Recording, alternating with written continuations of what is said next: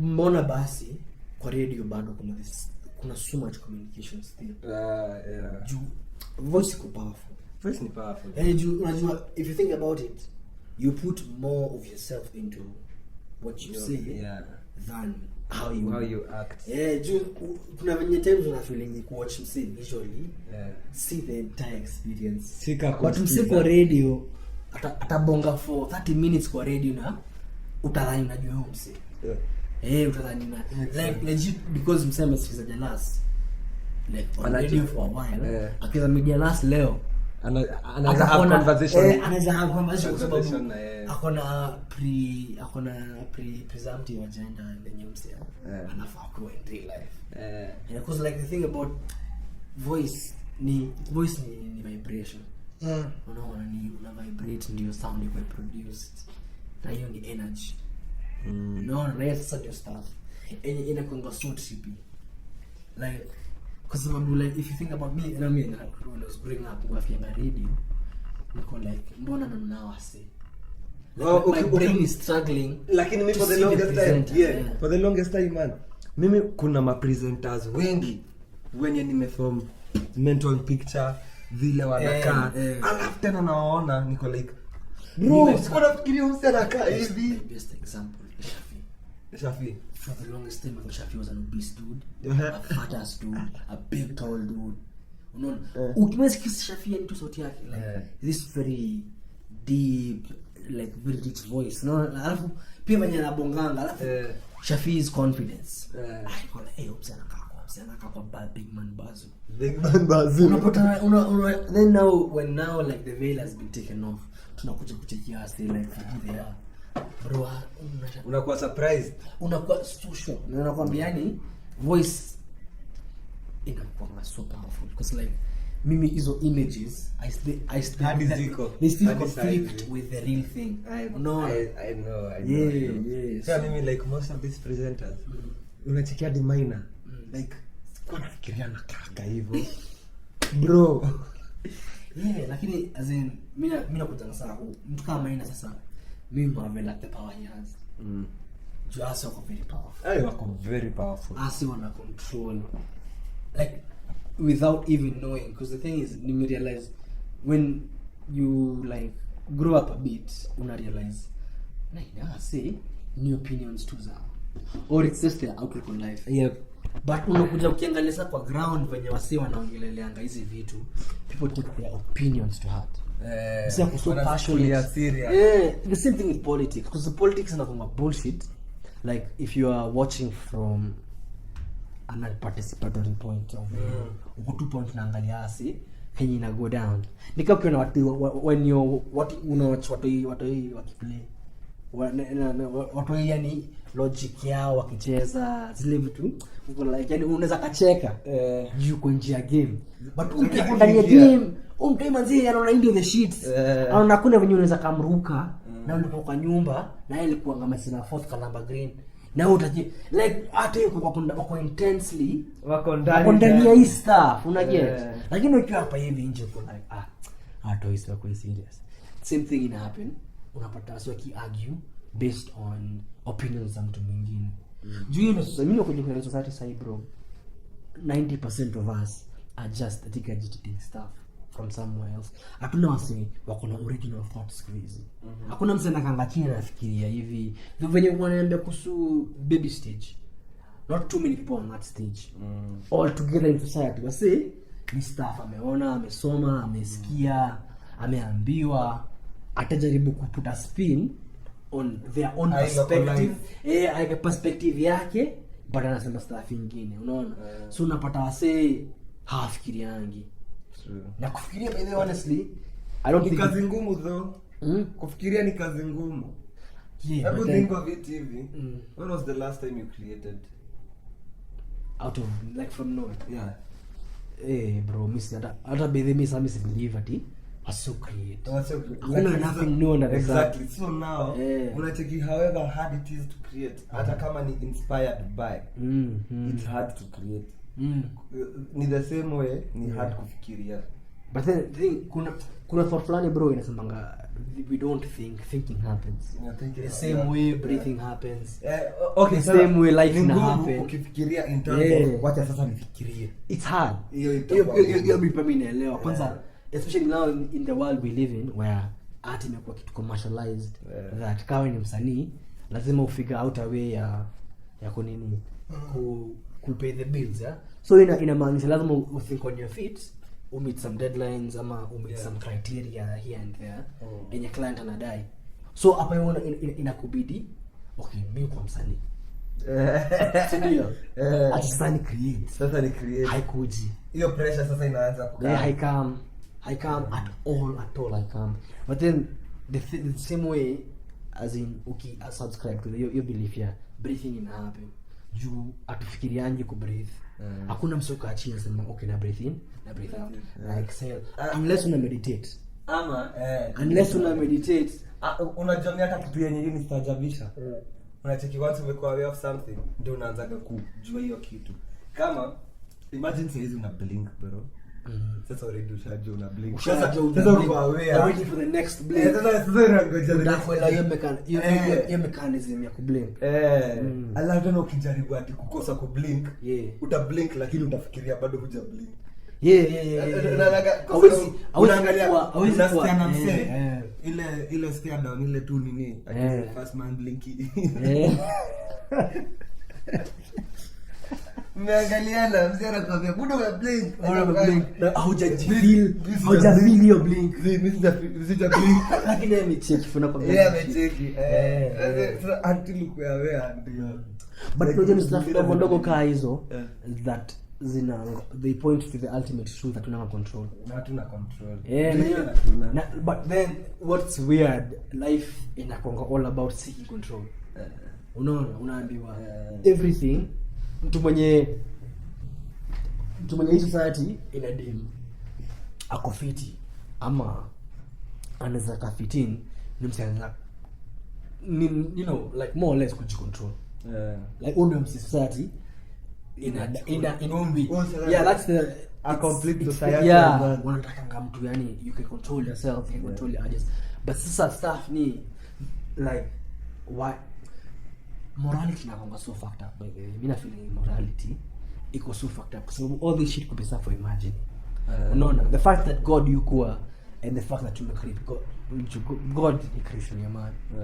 If you really think about it, that I agree. So like God the idea. So the fact that even your absolution exists, like kuna an absolute being out there somewhere, you need to kuonyesha the power of morality.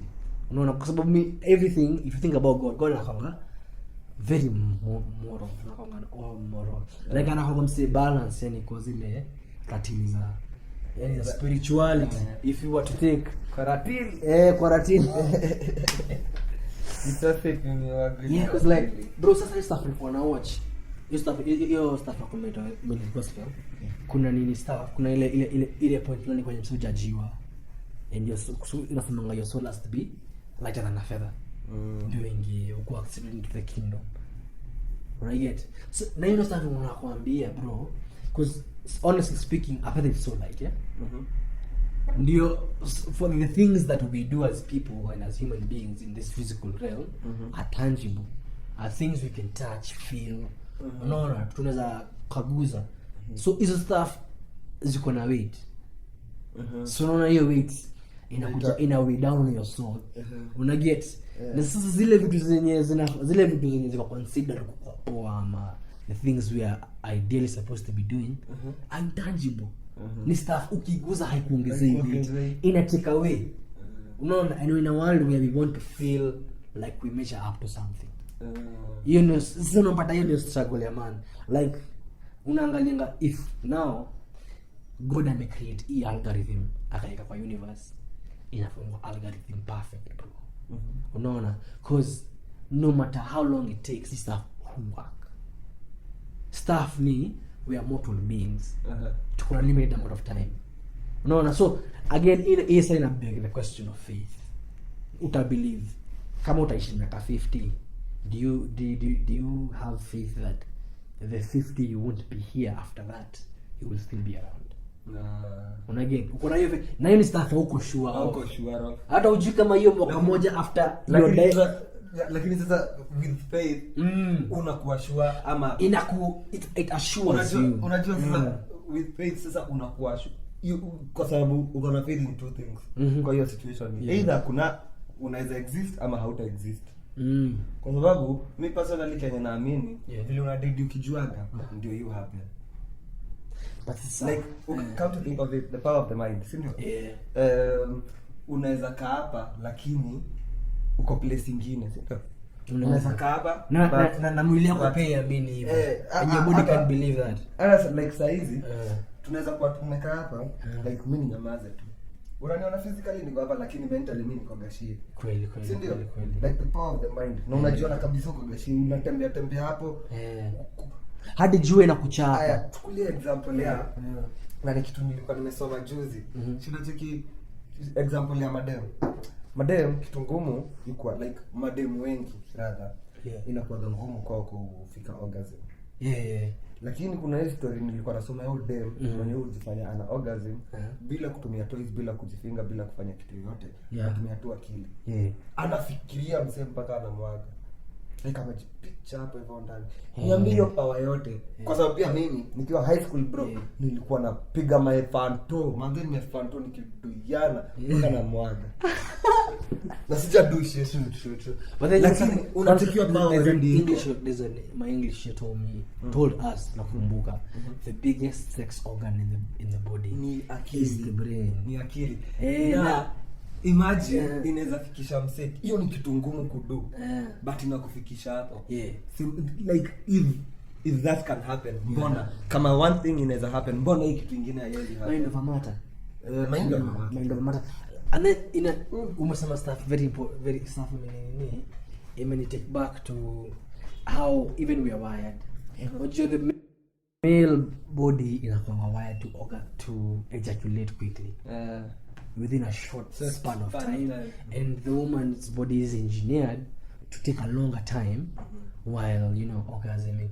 But then the thing about that comes down inakujanga by the the more sexually active you get and the more you encounter sex and you have your own experience of it. Kuna vitu zingine you discover for yourself. It's a matter of selflessness. Like giving and taking. Giving a woman an orgasm is a bit selfless. If you're being a man, because like honestly speaking, when you're caught up in that passion, in that heat of that moment, as a man, biologically speaking, unadai pia wewe kupata. Unataka you want, because bro, nothing is beautiful. Bro, your orgasm inakuanga powerful. Even if you like subscribe to all these like fucking easy text kitambo. The ankh is based on the orgasm. Your sign inakuanga when your heart and your spirit link forming the ankh. When your heart is the 4th chakra. And then your spirit is the 7th chakra. So an orgasm creates a surge of energy that comes from your heart and all the way to your spirit, rotates. Hiyo ni orgasm, unaona?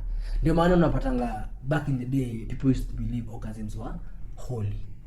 It was a time where you could even communicate, unaona? Ndio maana you can create during orgasm. Like when a man orgasms, he can create, he can bring forth life. Unaget? But then now back to what we're talking about, ni selfless kwa sababu for you to orgasm for you to orgasm as a dude inamaanisha she'll have to go fast. Even bro, I mean, unless when Hercules that uta orgasm alafu upate demu yako orgasm, then kudos to you. But then if you're being practical and you just being practical and logical, you will let your shorty go fast. And the thing about women is after that they even have an orgasm, they can still continue. Niggas niko shut down. Like unless uko on Viagra bro ama when Hercules, our primary instinct is just shut down again. So like niggas who allow, I mean, you will pleasure your shorty fast. Like utampatia utamu ende ndio by the time you're entering ako 70% to 10%. Una get? But then remember back in the back of your mind, we're designed to take shorter time. So hiyo time inamtake kutoka 70 hadi so ile kutosha kutoka 10 hadi 10 buda hadi yeah, so hadi 10 kama 10 kwa injury time bana. So like you ile point go like ngoja. So like you see for me now, something like that for me now is even nilikuwa nakwambia about the struggle of and the conflict, the internal conflict of knowing whether ule mtu uko naye sahi as a partner ndio the person, ndio the right person. Kwa sababu life, hiyo ndio life ni fucked up the way it is, but kuna ule msemo mwenye ako worth all the fucked upness. Even ndio choose your poison wisely. Choose your poison wisely.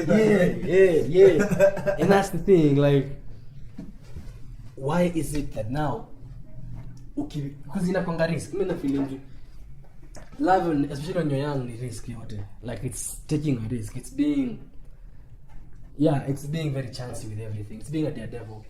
So like inakwanga lakini unajua inalingana na nini unataka from it. Coming into a relationship na akili ya okay, me I'm searching for a wife, I'm searching for a blah blah blah, a soulmate nini. That's a risk. Lakini coming in na ile akili ya me I just want to have fun for a while nini. You want to have fun with someone who is exclusive to you. If you're going to have fun with someone in a relationship, you just want to make it exclusive. Unataka kusema me I just want to have fun lakini with you alone. With you alone. This that. Pia you understand. Siongelelei. You know it's a siongelelei vitombi. No, but then you can have fun in different ways. Kuna say, I mean, the thing about our generation is fucked up in terms of even me imekuwa sexualized to romanticize sex. Sex ni romantic. Hata sisemi hivyo. But Kenya nasema ni unajua kuna kitu a relationship inakuja nayo. Kwa sababu mimi saa hizi mimi naweza pigia manzi yangu naambia bebe manzi mimi si feel poa. Alafu tena ataniongeleshea manzi mpaka ni feel fit. Hiyo ni kitu yenye hautapata like pengine uko na best. Yes, unaweza pata from a best friend, from a whatever. But ni wase wangapi wako na best friends wenye wanaweza ongeleshea for real. Unajua ni easy ya kuongeleshea manzi yangu kuliko kuongeleshea mabest wangu wengi. Na hiyo ni a clear indication that nafaa kutafuta mabest wengine. But I get point yangu. Na sivyo. Unachekia kuna venye ukisema hivyo ina bring for me now, it brings the notion kuna vile love iko selfish. Love ni selfishness. Unaona? Na kuna hii stuff inasemanga love is kind, love is patient, love does not record a right or a wrong. Come to think of it. Kuna venye me feel personally there's this perfect, clean, purest picture that has been painted in society about love. Hata in family. Kwanza isa bring to a very good example in family, because tunapendana kwa familia haimaanishi ni la call out. Inamaanisha siwezi call out on your bullshit. Una get? Juu wewe ni bro yangu and I love you, sita call out ukichiti mwingine wrong. Juu nakupenda. Unaona? Kuna hiyo notion tukikie let's accept. Kuna notion fulani yenye even in ourselves to instill, juu napenda mse ina absolve all the imperfections. Una get? Alafu unapata now in our society right now, love is worshiping somebody for the things they do right. Oh my god, he's so good with children. Unajua Pilala was so good with children. Napenda ngatu venye ako so good with children. But in the back of your mind, bro, maybe you have pedophilic tendencies. Unaona? I will be blind to that. Hautaona hiyo ujinga. Hautaona venye mimi it's so easy for me to deal with kids. Lakini unajua sasa now that's the misunderstood version of love. Love ni nini mob. Alafu unacheki historia nini selfishness. Fact. Yeah, love because is selfish. ni selfish kafa. Unacheki hata kenye ulikuwa unasema about giving girls orgasm. Unajua it's also selfish to an extent. Na pia nini? Na pia kupeana vitu like kuhelp ni selfishness. Unajua mbona nasema ni naelewa. Kwa sababu generosity, you mean generosity also have in it some sort of selfishness. Kwa sababu the same way kuna msee mwenye anapendaga kucollect vitu. Anapenda kucollect kama ni ma-frames za mapicha. Anataka umsi yako na ma-frames mob. Ama kama ni ma-kettles zako na ma-kettles, kama ni ma-glass yako na ma-glass mob. Umse haezi fanya vitu zingine until afanye hii kitu moja. Si ndio? Like ukimwomba do haezi kupatia mpaka anunue kitu fulani. Umse yako selfish kivyake. Ni selfish in terms of mimi hii kitu inanifurahisha. Kwa hivyo kwanza wacha nijifurahishe mimi. So unapata mtu mwenye anapeana sana, anapeanaga not for kupeana. Kwa sababu ina feed kitu kingine, ina feed kitu. Na sasa hiyo unacheki it's not wrong. Na si mbaya kwa selfish. Sasa nakwambia unacheki the same way ulikuwa unasema story ya orgasm. Kuna mse yusikia vizuri akipenda pleasure. Please, na hiyo pleasure ndio inamuarouse. Hiyo ndio inamuarouse. So him being selfish through him being selfish. First off lazima kuwe selfish ndio akuwe selfless. Okay. Like see the opposite. Think about it. The generosity feeds their selfishness. But why am I their selfishness that feeds the generosity? Ni selfishness yangu inaifeed kwa sababu mbona nakupea. So you're doing it out of mimi napeana kwa sababu itanifanya nisikie vizuri. The first intention is being selfish. I want to please myself. But what technique will I use? I will use generosity to be selfish. Exactly. Hiyo ni kitu nimeelewa hapo. Sasa kwa sababu kila kitu sinaanza kutoka kwako, inaanza kwa akili. Uko like hawanzagi zile za I want to give so that I can feel good. Uko like fuck manze mimi nataka kusikia fit. And again na kitu itaniarouse. So let me do this. And again when nilikuwa nakwambia something like generosity because it's a virtue, iko intangible. Out of feel because of serious ile uzuri true. Lazima ukue on a certain level of understanding na ukue na some exposure kujua because I've done this and that I have given back. Nile ndogo nilikuwa nayo. But then now because mimi na feeling generally human beings are creatures of impulse. Unaona? Ukiingia kwa super kamepotea.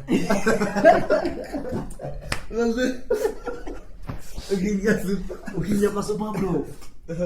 Okay, sasa kuna venye kuna kuona zile basic necessities zenye you need day to day. Unaona? Ukiingia super sai maziwa, unga, oil, cooking oil, sukari, shube. Vitukana hizo ndo zina. But deep down if you are to be us, unataka kushika mzinga ya kiwine hivi, unataka kushika machoku. Impulse. The first need enye inakujenga kufeed the ego. Juu si ni kichezo wa ego. Ego ndio kila kitu. But sasa unajua ego inakuanga katikati ya two things. There is the super ego na kuna id. Unaona? Na sasa ndio tulikuwa tunaongelelea. Ego sasa inakuanga sum total of the id and the super ego. Super ego ina live kufanya the virtuous things, the good things, the nice things. Unataka yani kufanya zile vitu zenye unataka kwa Christ. Unaona? You want to be a Christian, you want to do nice things na kuna id ile nyenda kufeed zile vitu zenye unatakaga ziku nice physically. So your ego is there. No, sasa mimi nilikwambia I've done an experiment with myself whereby I only fed my impulses. I can guarantee you because it was like a week. Ilikuwa like a week na guarantee bro in that 1 week I have never felt more alive. I had never felt more purposed. Sijai feel na live for myself more than that week. Bro, ilikuwa the first thought that comes to my mind, I act on it. That shit has it lead to some very interesting scenarios. Like kuna stuff nilikuwa nimetaka let's say for a year, in a span of 2 hours ilikuwa mbele ya macho yangu because I was gutsy enough to want it. Unaona? Na hiyo stuff yenye na feel society we are taught to repress that feeling. Hiyo unaambiwa think before you leap. Think before. Na hiyo stuff when But then if you bullshit kwa sababu act before leaping, if okay, act on impulse before thinking, it very much works kwa sababu angalia tu basic works to one's personal advantage. You. Si kwa sababu haya tuseme what can I say now? Haya nimeatakiwa na mwizi. Bam. Nafaa kuanza kufikiria ati so now kitu yenye nafaa kufanya. Nafaa kwanza sijui nianze kuhepa sijui. Lakini first thing yenye utafeel ni piga mtu ngumi. Kweli. Ukipiga mtu ngumi itakusaidia wewe utapigwa. Lakini ukianza kufikiria hapana hapa kuna watu wananiangalia watu wana sijui mimi ni msee violent sijui. But then also impulse is instinctive. And instinct is based on the foundation of wanting to survive. When you are in existence kama toka ndugu. Uingie kwa ukwe cornered. Vitu zenye zo kikin ni instinct. Ndio maana hata adrenaline yako inakujanga inapanda tu. Ndio hii iko enable ku survive. Na survival in itself ama kama ukipatikana na madha ukifanya kitu yenye hufai kufanya au ka feeling vile unasikiaga unataka maana unaanza tu kusema vitu zenye huko unajua unaweza kusema vitu vingine uko like alafu tena ni vitu believe lakini the first things then umefikiri uko like bam zinakam na zinakusaidia wewe zinakusaidia tu wewe sasa hizo zinakusaidia wewe peke yako sasa notion bro, because there's kuna notion of humanity being here, we're here for each other. And in a way kuna vile na work unaona, but sasa kuna msema nasema na kwa time hii stuff ile kwa very common notion on social media that when you're in a relationship it's not your partner's responsibility to make you happy, but become happy when you are. Unaona? Na sasa tukiza kuitikia bro, more often than not the things that are supposed to make us happy are our impulses. Na tumedina hizi impulses zote ndio tukue mtaweza fit in society. But then we get in a relationship and we are imbalanced. Unaona uko imbalanced in terms of hawezi jipatia raha. Kuna so much work ulikufanya wewe mwenyewe una outsource unapatia partner yako okay expect pia wewe back. That's the thing. So it's so easy to work for your partner than to work for yourself. Like partner yako akwambie ako na phobia ya slugs and she wants to get over the phobia of slugs. You will bro utaenda utafuta hiyo slug. Utashinda mneti hapa hivi ukitafuta the ways you can get so na the bed. Lakini kama wewe ndio uko na hiyo lakini kama ni hautaienda kutafuta. Na yeye in today's society at least na yeye bro kako na you have a problem that you struggle with. Maybe you struggle with procrastination. Ude matakuja every day at your doorstep.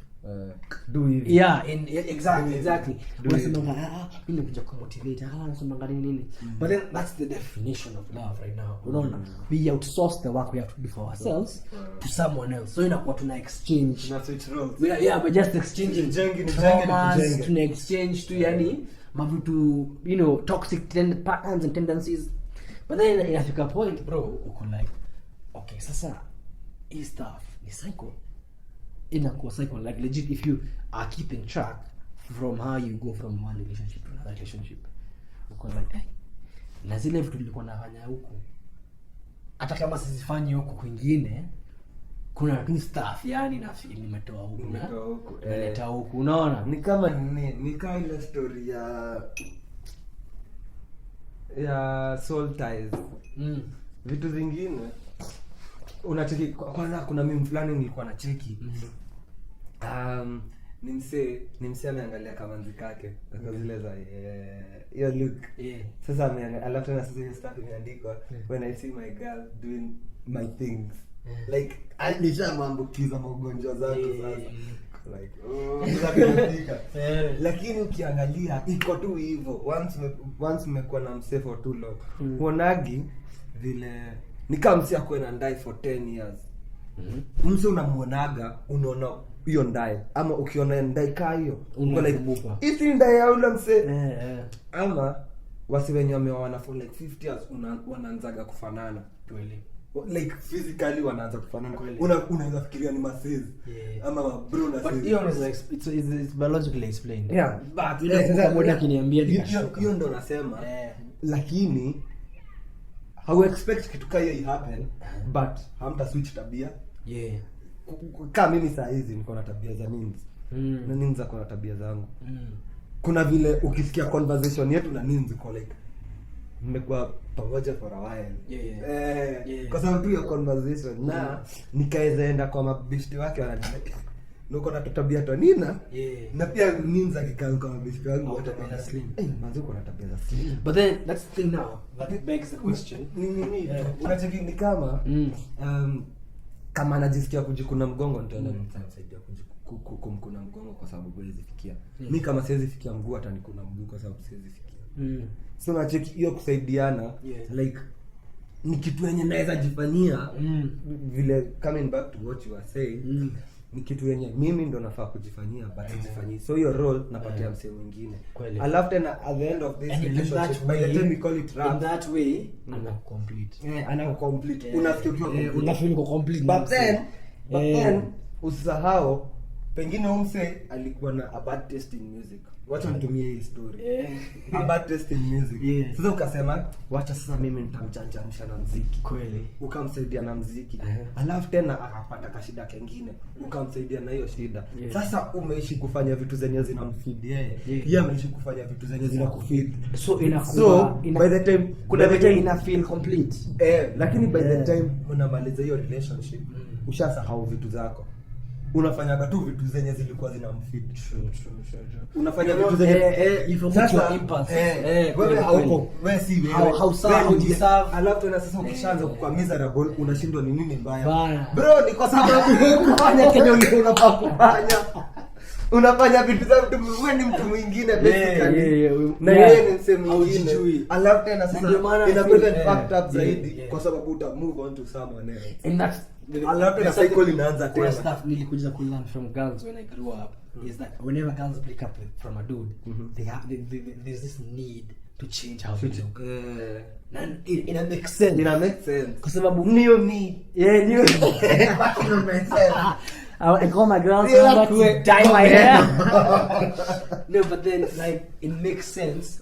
Na hiyo stuff I started to discuss na boys wangu about why girls have an advantage in terms of they don't have too much baggage. When you come in the even at a relationship ni mpya na dem ame go through some shit, there's a way akikuambia it's less baggage than a dude. And this is the reason why I feel like because na kwanza hata maboya waongeagi that's the solution. The fact that men don't talk about their things, the fact that we don't offload, because women hawananga solutions. Bro madema kene wakai chini wanne, they'll just go around talking about their trauma and their pain. But then what that does, when you put that in the air, in the universe, offload. So like a solution, you're a bit lighter. At least, so this thing is not inside you. And then what women do, they normalize pain for each other. Oh my God, you went through that. Let me tell you about this nigga 5 years ago. So like, it's common. Oh my God, so even niggas have gone through it. Yeah, sis, you have to learn. But with niggas, tunakuja tukae chini tuongee, yani if it was a sport, blah blah blah. We won't talk about the trauma we have. So we end up feeling like our trauma is unique to only us.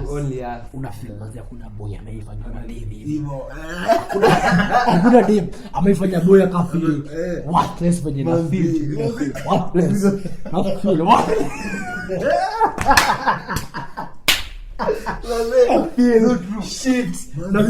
Maybe na feel. But then and then so like man, but then you think with women or shall float easy to zote. But for a man, these things go and harden your skin. Unapata na mwana mademu washangaa why we can't bend open up. Bro fit zanyana mwana dai nipitishwe hivi nikuja nijibipa kwa tena kuambia when you feel like open up jiwasha kitu kingine. No, but then any stuff on Twitter, like by the way, honestly, unakwambia Twitter is an honest reflection of this country. Unaona, in as much as there's so much talk of positive mental health, so much talk of positive relationships, so much talk of positive energy even in workplaces, wherever, home, so much talk of detoxifying toxic environments. There's so much talk of that. But then when you're gonna bro, vices are physical. Vices ni kitu immediate. It feeds into your immediate thing. And that's the thing. Na Kenya manzile grid in around this place, too many people want to be gratified instantly. Hakuna msemo mwenye anataka kufanya kazi ya 10 years to come, 20 years to come. Hatutaki wasi wanataka manzi kisha kutwa kutakuwa aje, nitakuwa fit, nataka kudula next week, kutaendaje, you get. So like kuna wasi wengi ni saizi.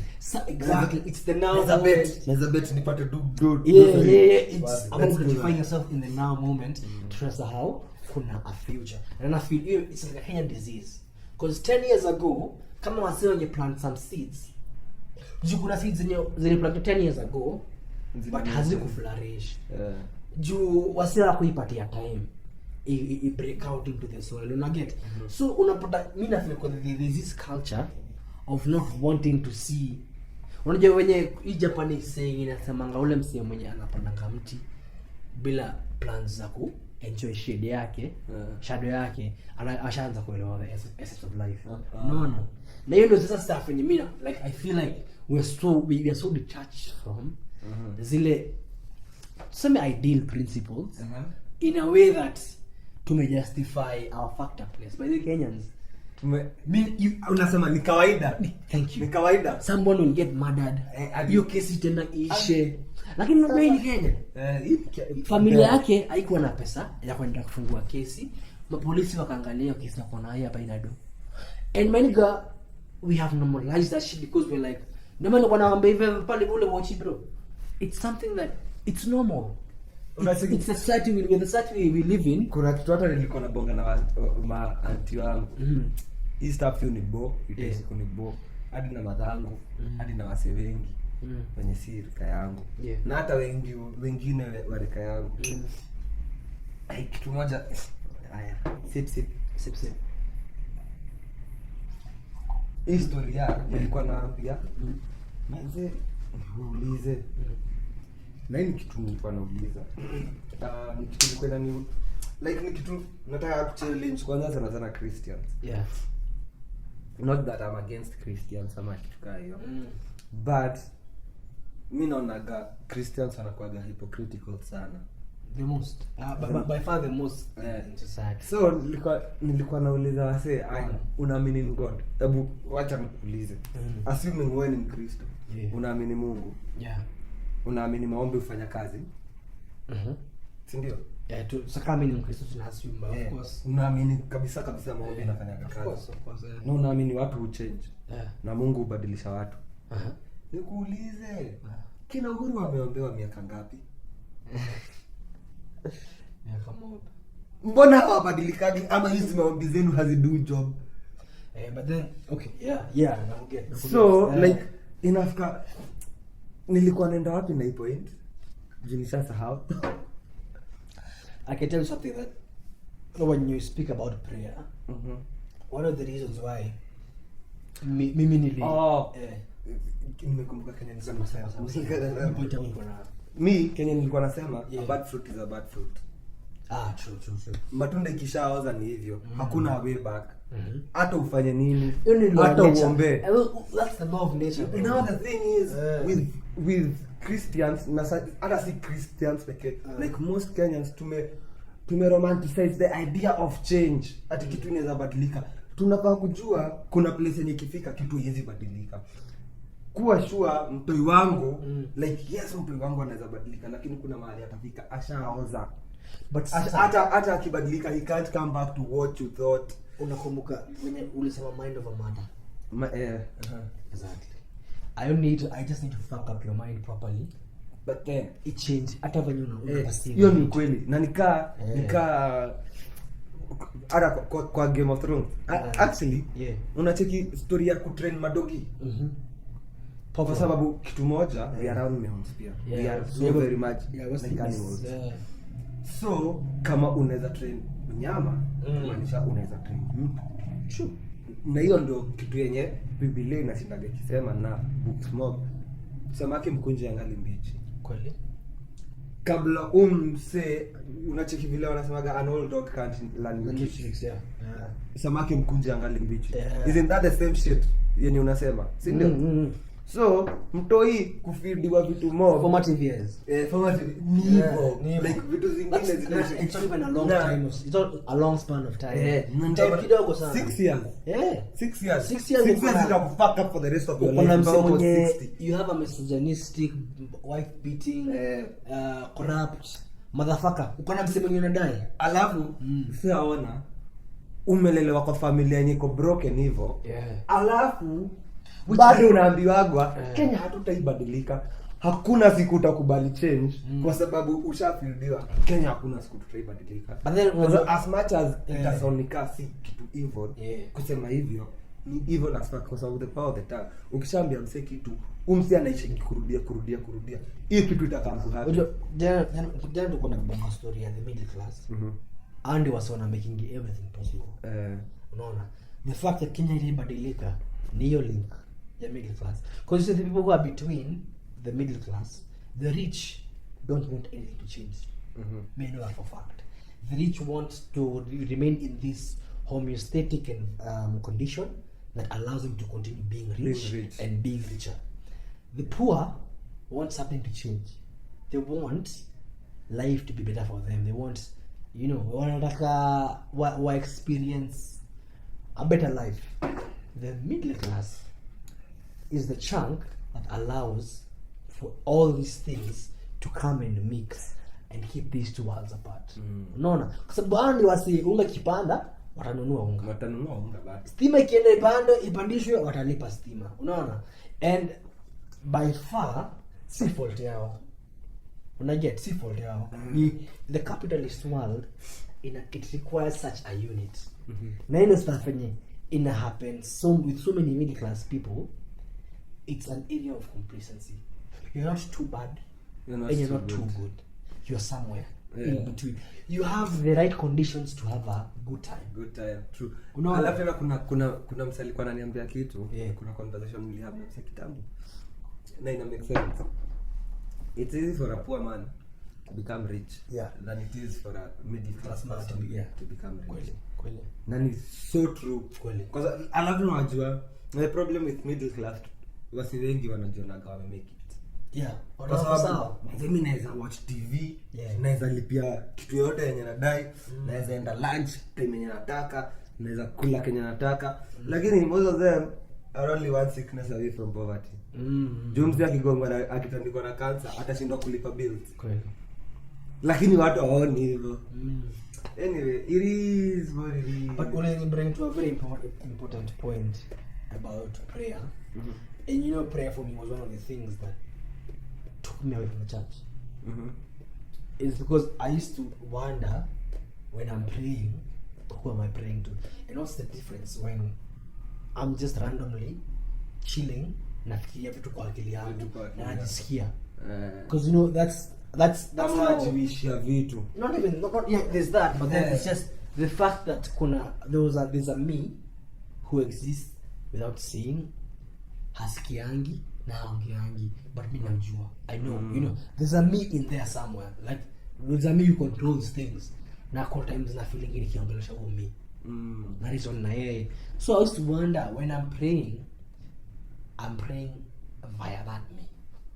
The me who doesn't talk to people. Kwa sababu mkodaro mwalimu anakuja anaambia so pray for your family, unafunga macho akombe naongea, but everyone in the class is praying, you know, yet it's an energy you can feel, and everyone is talking to themselves. And I was like, you should kujiongelesha.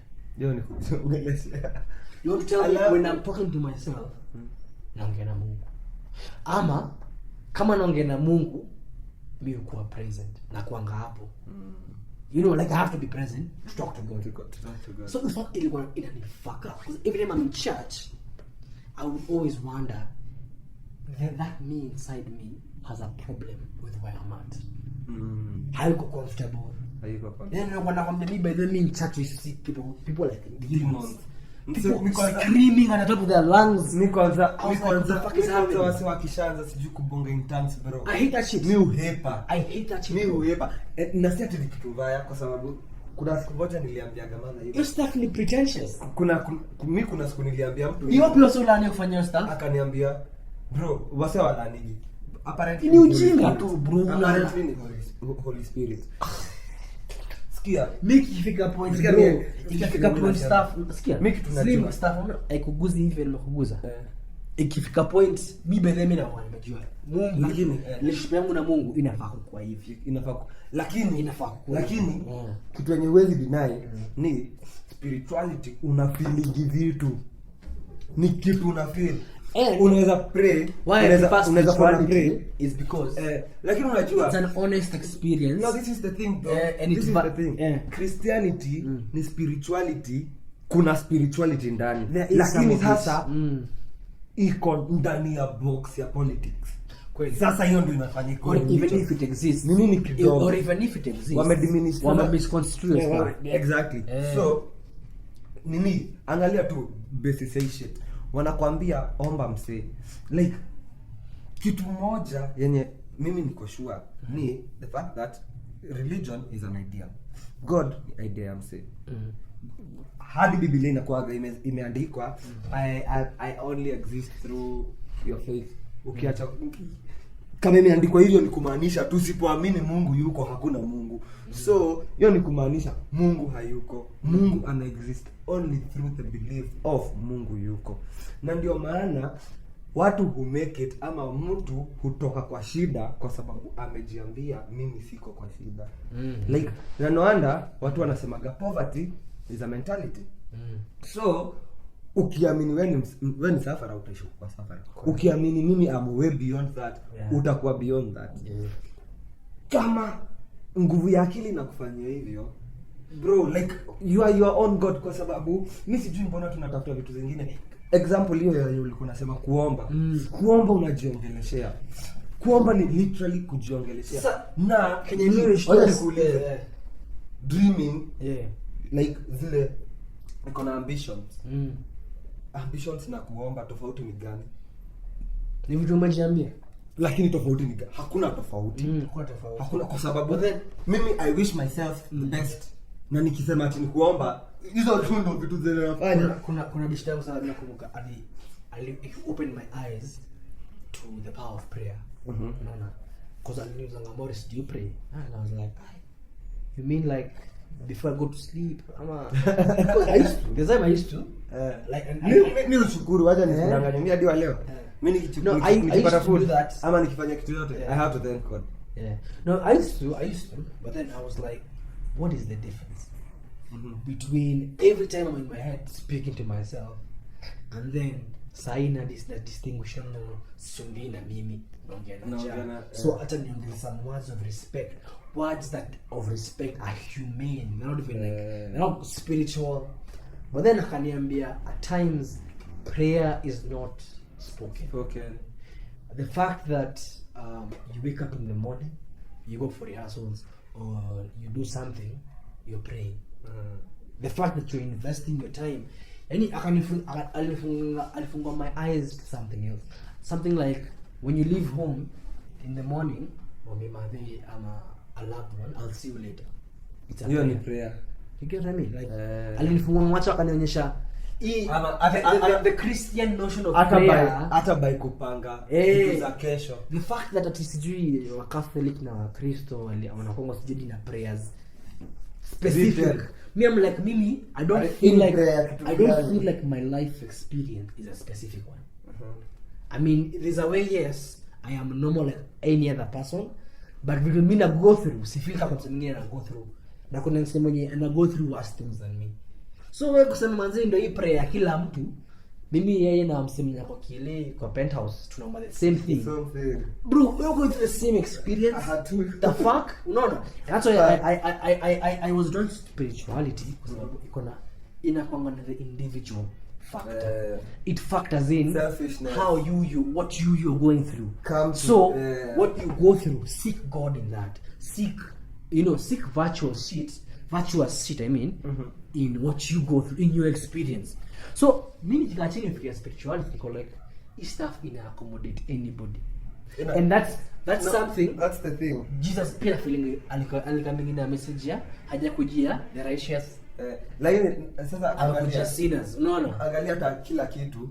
Haya tuseme hata government like come to narrow everything down in a community to individuals. Na mbona nasema hivyo?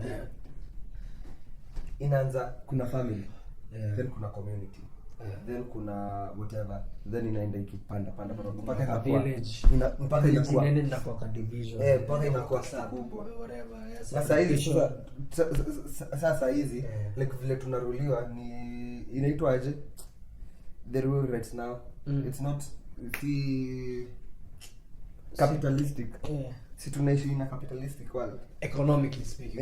Politically speaking we're a democratic world, lakini like si story ya democracy, hata in the democracy bado ni capitalistic. Democracy na kwa fallacy bro, inakuwa tu fantasy, inakuwa fallacy nyingine kubwa sana. But like Kenya nasema si kitambo ilikuwa like vile nini dunia iko best, place inafaa kuwa community, inafaa kuwa community. So tunafaa kuwa tuki grow up kwa nini community based. Ukiangalia community, mbona community na thrive? Ni kwa sababu ya from kale kitu kadogo kanaitwa family. The basic family. Ukiangalia family, kila msee as an individual, what do you offer to this family? Ukicome down to nikaki kimnyama, nikaa mimi mzima, lakini it narrows down to my blood cells. Una come down to uto tu vitu tudogo. Sasa uto tu vitu tudogo usipo to feed right, kitu yote haitakuwa kubwa. But then kama sina kama cells zangu hazidu fiti, mwili haiwezi kuwa poa. So like in terms of community, mtu mwenyewe asipojijua, asipojifanyia vitu, yani kweli family isipokuwa fiti, yani kweli community haitakuwa. And again in to bring back to ile thought, before saying relationship wanafaa kuwa two complete individuals. Wasionyeshaje leo wanajijua. Yes, ni 50-50, but when you're coming in, you have to like a whole person. You have to be complete. Kwa a whole person. In 50-50 in terms of the 100 you have becomes 50. Unaona? See at the 50 you have becomes 0. You know what I mean? Unafaa kuwa complete hata kama ni kuchopiwa. Bado kuna ile 50 nyingine hapo, bado kuna individuality yako, kuna unajijua. If anything hii yenye inaongezeka ina complement ile soul. But back to the point, ulisema stuff kuhusu stuff umesema bwana, fucking nice. What the fuck was that? It was about individual. No, history ya community. History ya community. In our community right now, there's something that in I feel. See, well, not taken away. We have forgotten. Fuck. And when you come with someone, they gonna go to say shit. Nimepotea kabisa. Is the man. Anyhow. Before tuendelee. Tulikuwa tunafaa kuongelea story ya nini? Bana.